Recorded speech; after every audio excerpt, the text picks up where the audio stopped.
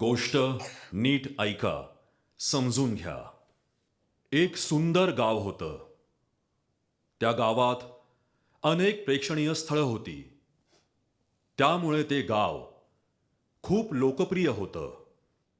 पण या गावात कोपऱ्यात कुठेतरी एक दार होतं. ते दार कसलं आहे, कुठे जातं, कोणालाच काहीही माहीत नव्हतं.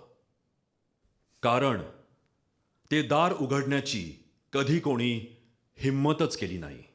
सगळेजण म्हणायचे, ते दार जेव्हा उघडेल तेव्हा जे होईल ते तेव्हाच तेव्हा बघून घेऊ. पण या गावात एक हुशार माणूस होता.